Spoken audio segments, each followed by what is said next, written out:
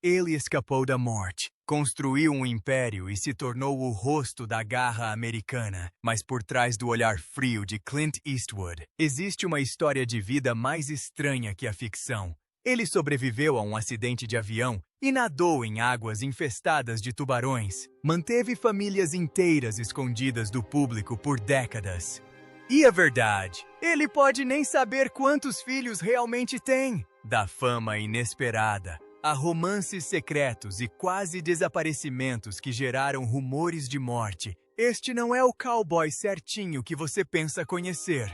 Clint Eastwood é uma lenda viva, mas e se a história real, aquela que Hollywood não mostra, for ainda mais dramática do que os filmes que o tornaram famoso? Continue lendo, porque a reviravolta final na vida de Clint pode ser a mais chocante de todas.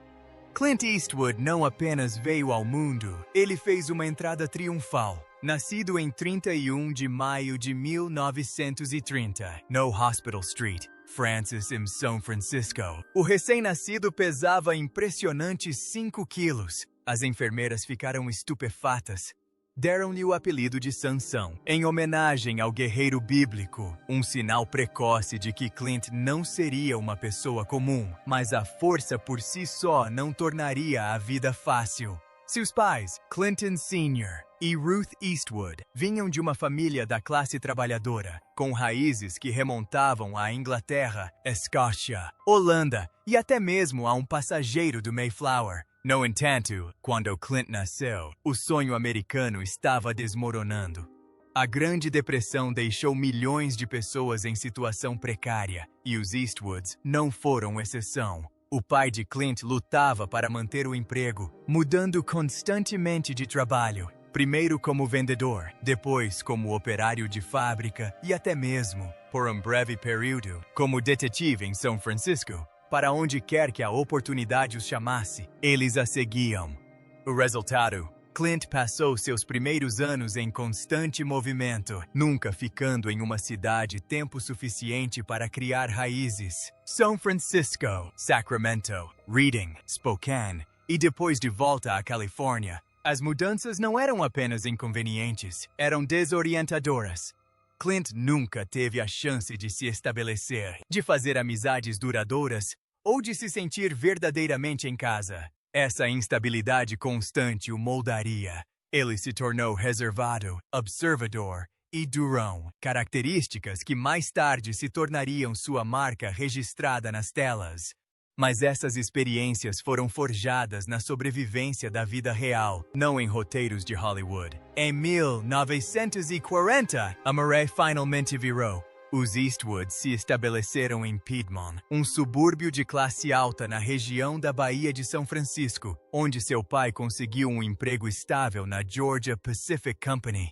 De repente, eles não estavam mais passando por dificuldades. Tinham uma bela casa, uma piscina e eram sócios de um clube de campo, símbolos de status que faziam a vida de Clint parecer perfeita à primeira vista. Mas Clint nunca se encaixou no perfil do garoto certinho de clube de campo. Ele não se interessava pelos estudos e não via muita razão para seguir regras. A escola o entediava e figuras de autoridade o irritavam profundamente. Ele repetiu de ano no ensino fundamental e teve que fazer aulas de verão para recuperar o atraso. Então veio o ensino médio, e foi aí que as coisas realmente saíram do controle. Clint não era apenas desafiador, ele era ousado. Ele vandalizou as instalações da escola com grafites obscenos, chegando até a instalar uma efígie em chamas no gramado da escola. Essa foi a gota d'água. A escola Piedmont High o expulsou. Assim, de repente, a vida tranquila e estável que ele tinha acabado de começar a viver foi arrancada dele mais uma vez. Ele se matriculou na Oakland Technical High, mas o mesmo padrão se repetiu. Os professores viam lampejos de talento, especialmente no teatro, mas Clint não tinha interesse nas aulas de teatro. O que o fascinava eram motores, música, garotas e liberdade. Ele já estava se desligando do ruído e se conectando a uma vida muito além do sistema. Ele ainda não buscava a fama, mas já estava fugindo de algo. E o que viria a seguir o levaria por um caminho que ele jamais poderia ter previsto. Após ser expulso da Piedmont High, a segunda chance de Clint Eastwood veio na forma da Oakland Technical High, uma escola mais humilde e operária, que não tinha o refinamento ou o prestígio da Piedmont. Mas Clint não se importava. Ele não estava em busca de prestígio. Ele estava em busca de velocidade. Samay liberdade. Na Oakland Tech, alguns professores perceberam seu potencial. Eles tentaram incentivá-lo a atuar nas peças da escola, sentindo nele, mesmo naquela época, uma presença que chamava a atenção. Mas Clint não tinha o menor interesse pelos holofotes do palco. A ideia que ele tinha de performance não era diante de uma plateia, era atrás de um piano, em uma garagem ou ao volante de um carro veloz. Ele passava horas reconstruindo motores, correndo por estradas secundárias e praticando piano até os dedos sangrarem. Um amigo se lembrou de vê-lo jogar até os nós dos dedos estalarem, movido não por ambição, mas por obsessão. Ele também poderia ter sido um grande atleta, talvez no basquete, mas Clint preferia atividades solitárias. Tênis, golfe, música, máquinas, coisas que ele podia controlar, coisas que não respondiam. E a escola? Isso era opcional. Os registros oficiais são obscuros, mas a maioria acredita que Clint nunca se formou. Segundo seu amigo de longa data, Fritz Mines, Clint simplesmente parou de frequentar as aulas um dia e nunca mais olhou para trás. Em vez disso, ele ficava pulando de sofá em sofá com amigos, morava em quartos vagos e vivia à deriva, sem uma direção clara, sem um grande sonho, apenas puro instinto e a certeza de que algo acabaria acontecendo. E então, aconteceu. Em 1951, a Guerra da Coreia estava em pleno andamento e o tio Sam chamou Clint. Ele foi convocado para o exército dos EUA, mas, em vez do campo de batalha, desembarcou em Fort Ord, na Califórnia, um posto tão seguro quanto qualquer soldado poderia desejar. Qual era a sua função? Instrutor de natação. Era um trabalho tranquilo que lhe permitia manter o bronzeado, permanecer ativo e ficar longe de zonas de combate, mas o destino não lhe daria trégua tão facilmente. Em 30 de setembro de 1951, Clint estava voltando para a base, vindo de Seattle, em uma aeronave militar. Deveria ter sido um voo de rotina, mas não foi. Poucos minutos após a decolagem, o avião enfrentou mau tempo. A visibilidade diminuiu e a turbulência sacudiu a cabine. Então, as coisas pioraram. A porta traseira da aeronave abriu-se repentinamente em pleno ar. Clint e o piloto conseguiram fechá-la improvisadamente com cordas de paraquedas. Mas a situação continuou a deteriorar-se. O rádio falhou. O sistema de oxigênio parou de funcionar. E então, o impensável. O combustível acabou. Em algum lugar ao largo da costa da Califórnia, em meio ao nevoeiro congelante do Pacífico, o piloto foi forçado a ameriçar o avião no oceano. Sem GPS, sem equipe de resgate. Não havia certeza de que sobreviveriam aos próximos 5 minutos. Clint conseguiu inflar um bote salva-vidas, mas uma onda gigante o virou, jogando-o na água. Ele começou a nadar, congelando, desorientado, alucinando. Estima-se que ele tenha nadado mais de 3 quilômetros em águas escuras e gélidas, cercado por tubarões, apenas para chegar à terra firme. Horas depois, cambaleou até uma praia rochosa e seguiu até uma estação de rádio da RCA, localizada em uma área remota. Estava descalço, encharcado e meio delirante, mas vivo.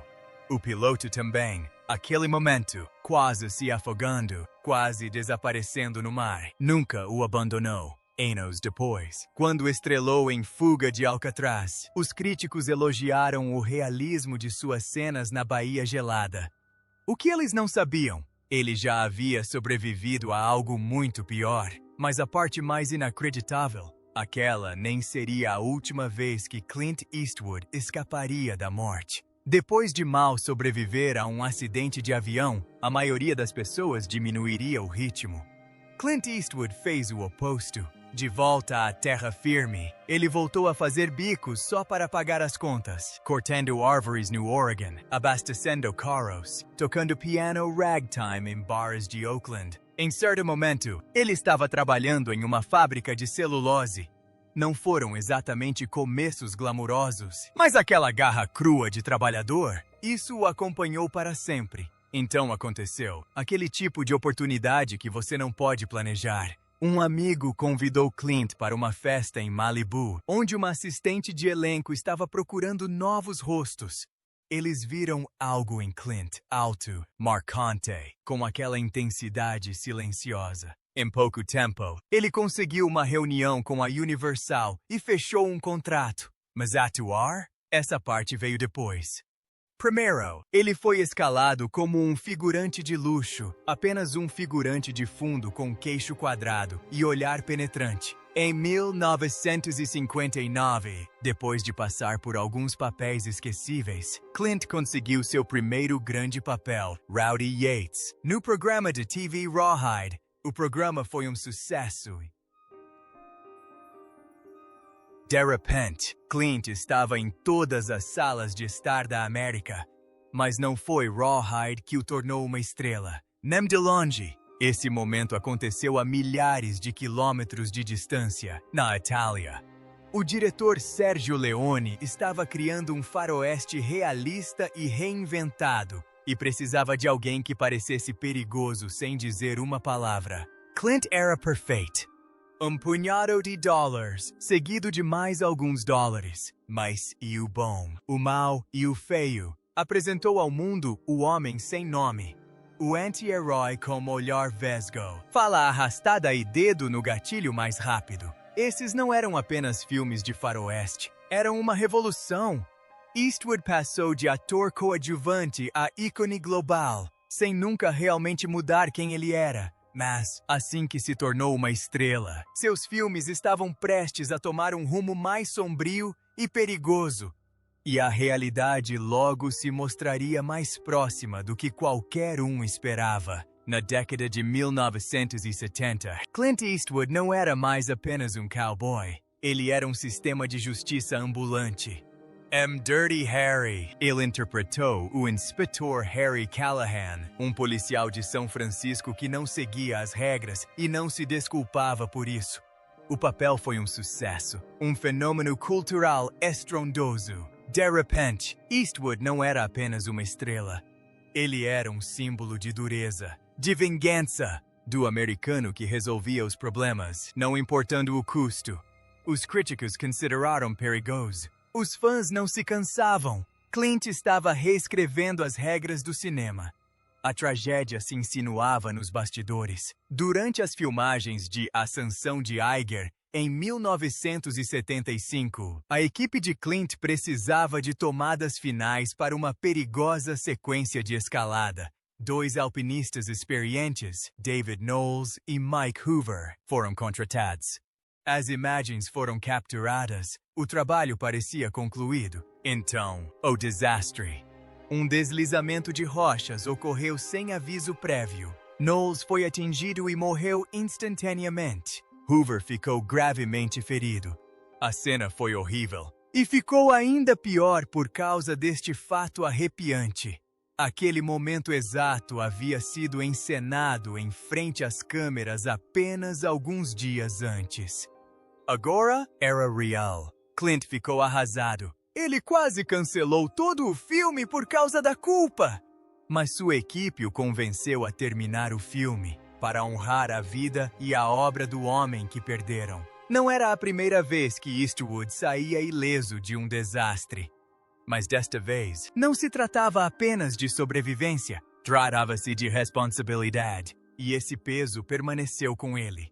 Enquanto isso, Clint continuava mostrando seu talento cômico nos filmes Every Wise Way, But Loose, todo tipo de filme. Ele contracenava com um orangotango chamado Clyde. De alguma forma, só Clint conseguiria transitar de cenas de morte no topo de uma montanha para brigas de bar com um macaco.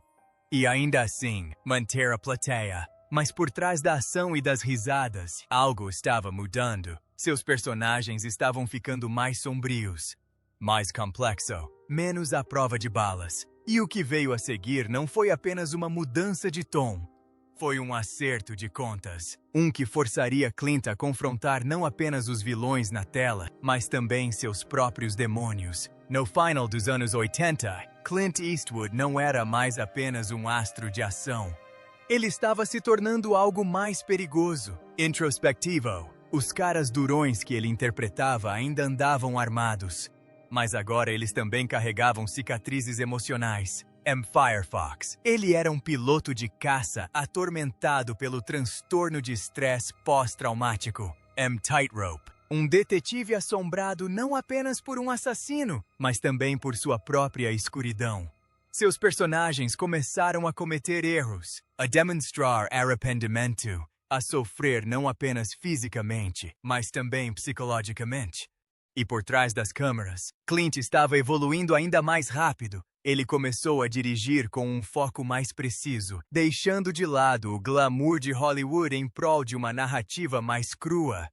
Ele assumiu o controle criativo de seu trabalho, e isso deu resultados que ninguém pôde ignorar. Em 1992, Os Imperdoáveis chegou aos cinemas e revolucionou o gênero. Clint voltou ao faroeste, mas desta vez não como um destemido fora da lei. Ele interpretou William Money, um homem atormentado com um passado violento que é arrastado de volta para a própria escuridão da qual tentou escapar. Não era uma fantasia de poder. Foi um acerto de contas. O filme chocou os críticos. Não romantizou o Velho Oeste. Isso destruiu tudo! Pela primeira vez, um filme de Clint Eastwood não terminou com um sorriso irônico. Terminou em silêncio. Esse silêncio lhe rendeu 2 Oscars. Melhor diretor e melhor filme. Mas ele não havia terminado.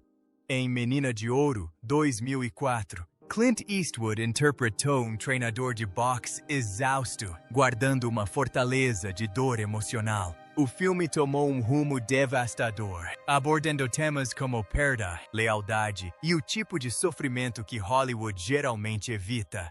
Os críticos o consideraram uma obra-prima. Ganhou 4 Oscars. Depois veio Gran Torino, onde Clint interpretou Walt Kowalski, um veterano racista e endurecido pela guerra, forçado a confrontar tudo o que odeia nos outros e em si mesmo. Não foi uma volta por cima.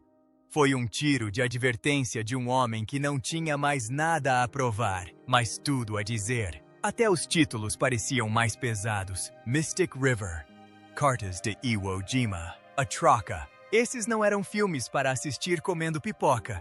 Eram histórias sobre luto, moralidade, fracasso e verdade. Clint não estava mais apenas atuando. Ele estava usando o cinema para elaborar algo mais profundo. Arrependimento, culpa, legado. Mas, enquanto os personagens se tornavam mais sombrios, o mesmo acontecia com a vida real de Clint. Por trás das portas fechadas, os fantasmas não eram apenas ficção, e o que veio à tona em seguida arrastaria seu mundo particular para o olhar público.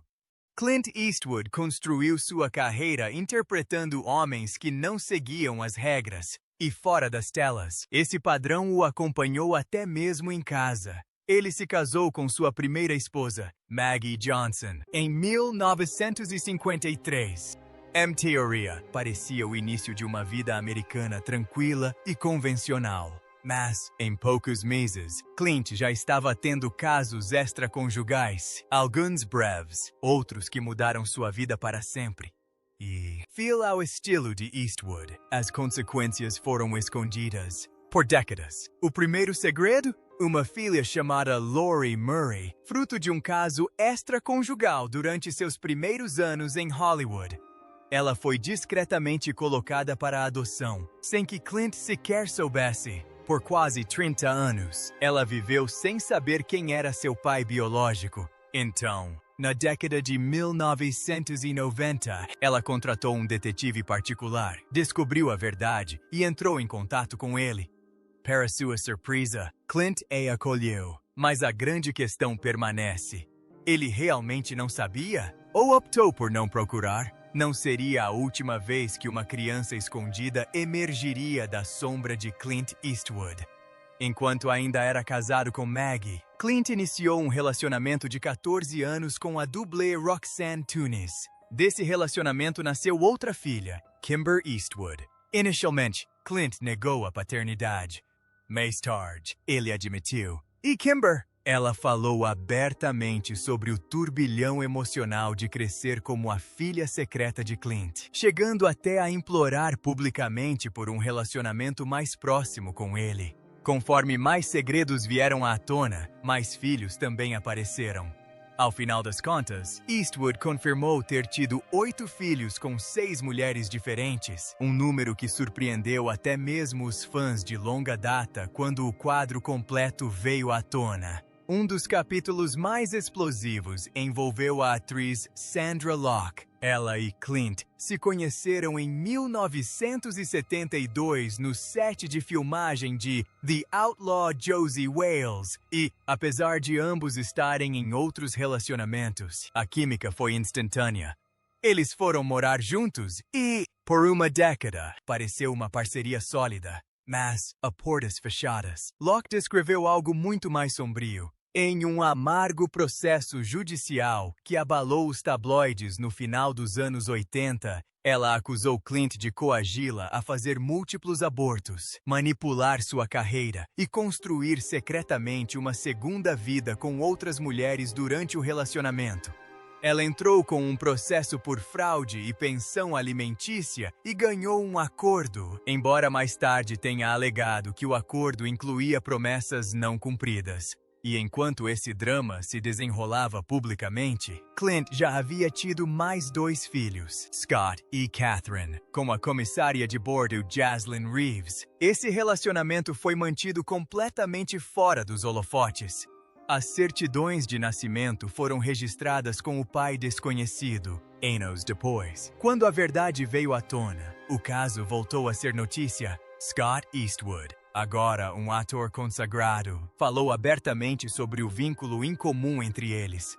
Ele diz que Clint não lhe deu nada de mão beijada, nenhum atalho, nenhum favor. Apenas uma lição de autodisciplina, ética de trabalho e presença, mesmo quando é difícil.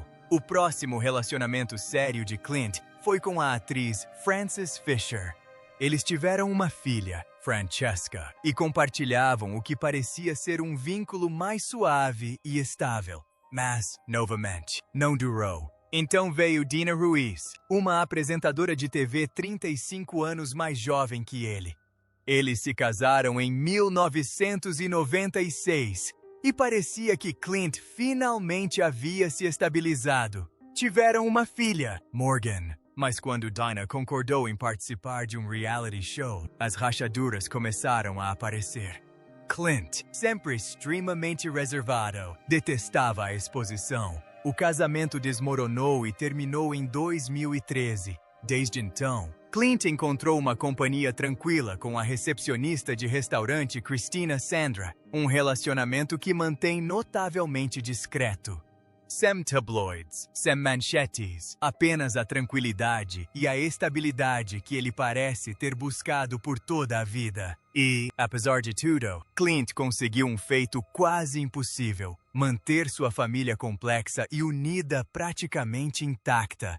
Ele já foi visto em eventos com várias ex-namoradas, filhos de mães diferentes e até netos, Rindo, se abraçando e sorrindo.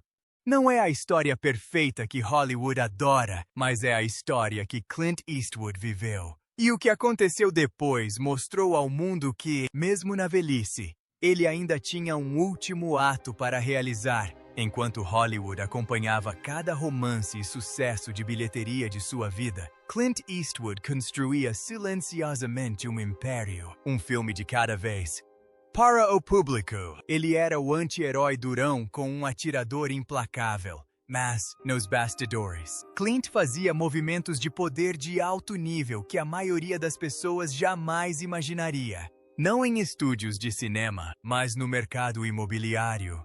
Tudo começou com um sonho, que nasceu durante seus dias no exército na década de 1950. Enquanto estava estacionado em Fort Ord, Clint costumava escapar para a vizinha Carmel by the Sea, uma cidade costeira tranquila com penhascos escarpados e ar do oceano que parecia estar a quilômetros de distância do caos do mundo. Ele disse certa vez, "Um dia quero morar aqui." Anos depois, ele não só se mudou para lá, como comprou uma enorme propriedade de estilo espanhol com 1.400 metros quadrados com vista para a costa, avaliada em mais de 20 milhões de dólares. Mas para Clint, não se tratava apenas de possuir luxo, tratava-se de preservar um legado. Um exemplo disso é o Mission Ranch. Na década de 1980, quando construtoras ameaçaram demolir um rancho histórico perto de sua casa, Clint interveio, comprando pessoalmente o terreno por 5 milhões de dólares americanos para salvá-lo da demolição. A propriedade estava em ruínas. Telhados desabaram, encanamentos foram destruídos, a história quase foi apagada. Mas Clint não apenas restaurou o prédio, ele o revitalizou. Trabalhou com artesãos para preservar a arquitetura original. As chaminés foram reconstruídas à mão. Os acessórios antigos foram garimpados em todo o país. Hoje, o Mission Ranch funciona como uma pousada e restaurante de luxo, com ovelhas pastando na frente e pôres do sol que parecem pinturas a óleo. Não é apenas uma propriedade, é uma declaração de amor à terra que ele chama de lar. Mas isso foi apenas o começo. Em Bel Air, Los Angeles, Clint possui uma mansão espanhola de 567 metros quadrados, um oásis de tranquilidade atrás de portões imponentes. Em Castle, na Califórnia, ele é dono do Rising River Ranch, um paraíso de 445 hectares com colinas onduladas e espaços abertos, sem tapetes vermelhos. Sem paparazzi, apenas silêncio e espaço. E em Sun Valley, Idaho, Clint construiu uma casa de montanha de 557 metros quadrados com vistas panorâmicas para a natureza intocada. 5 quartos, interiors artesanais, um lago artificial privativo e um celeiro construído para encontros íntimos. É o tipo de lugar que a maioria das celebridades aluga por uma semana. Clint construiu o seu para a vida toda. Depois, há a sua mansão à beira-mar no Havaí.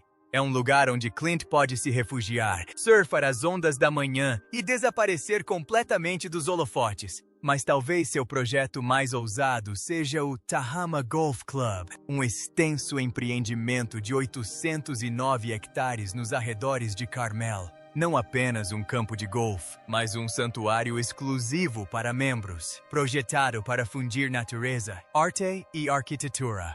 Clint ajudou a projetar tudo, desde os campos de golfe até os lustres. Adesão, limitada a apenas 300 pessoas. Isso não é apenas um negócio imobiliário. É um mundo particular construído por Eastwood. Para Eastwood, cada propriedade conta uma história diferente. As montanhas, o litoral, o deserto, o rancho, o mar. Mas todos eles remetem à mesma ideia. Clint Eastwood passou a vida construindo lugares que ele pode controlar.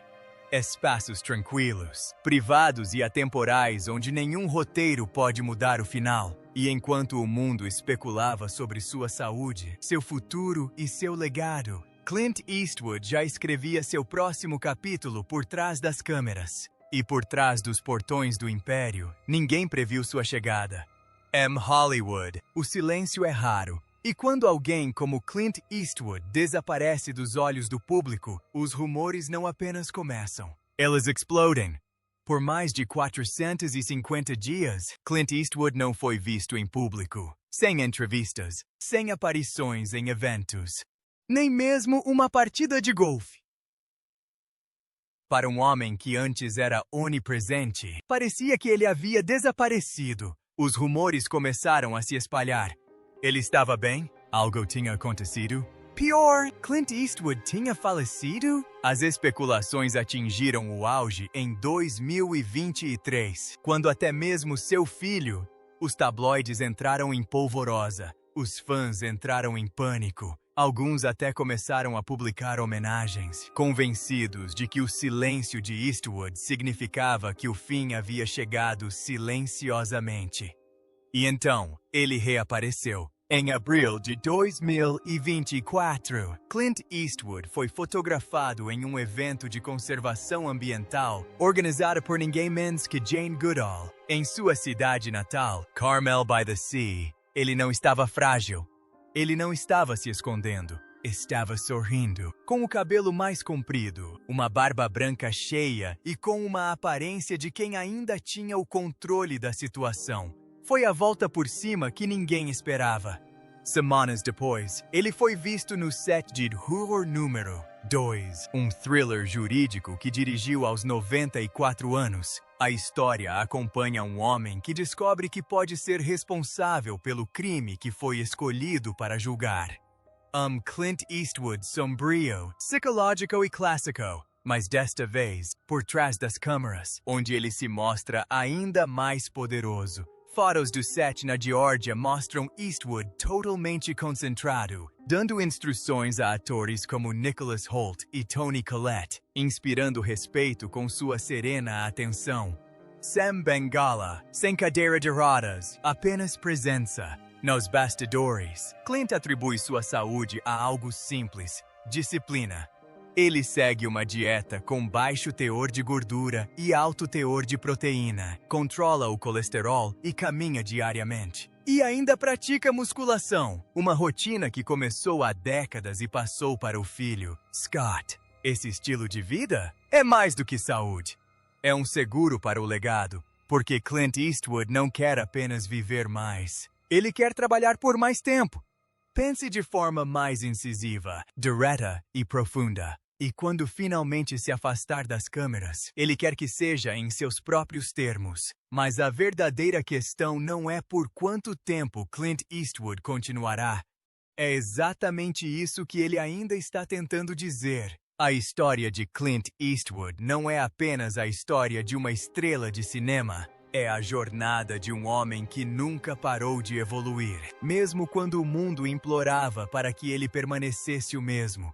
De um recém-nascido imponente apelidado de Sansão a um ícone de Hollywood que quase se afogou no Pacífico, escapou de escândalo após escândalo, enterrou amigos, construiu impérios e gerou um legado tão complexo quanto qualquer personagem que interpretou. Clint Eastwood nunca seguiu um roteiro, ele simplesmente viveu. Seus filmes redefiniram a masculinidade. Seu silêncio tornou-se mais eloquente do que os gritos da maioria das pessoas. E, com o passar das décadas, uma coisa ficou clara. Clint nunca quis ser um herói. Ele só queria dizer a verdade, mesmo quando ela era feia. Seja o pistoleiro atormentado em Os Imperdoáveis, o treinador ferido em Menina de Ouro, ou o veterano amargurado em busca de sentido em Gran Torino. Cada papel era um reflexo de si mesmo. Não de quem ele fingia ser, mas do homem em que estava se tornando. Um homem que construía casas, não para impressionar, mas para escapar. Um homem que dirigia filmes não pela fama, mas pelo controle. Um homem que cometeu erros, guardou segredos e sobreviveu a quase todos os seus críticos. E agora, aos 94 anos, Clint Eastwood continua de pé. Continua trabalhando. Continua criando. Ele não está em busca de uma obra-prima final. Está silenciosamente dando os últimos toques a uma vida que a maioria de nós nem sequer consegue imaginar. Não é perfeito, não é refinado, mas é real. Talvez a maior atuação de Clint Eastwood não tenha sido na tela. Talvez tenha sido sobreviver à tempestade, repetidas vezes, e sair de lá com o mesmo olhar sereno que deu início a tudo. Se essa história te surpreendeu, se ela te fez ver Clint Eastwood sob uma nova perspectiva, deixe um like. Conte-nos nos comentários o que mais te chocou. E se você quiser mais lendas e mais histórias inéditas, inscreva-se no canal. Estamos só começando.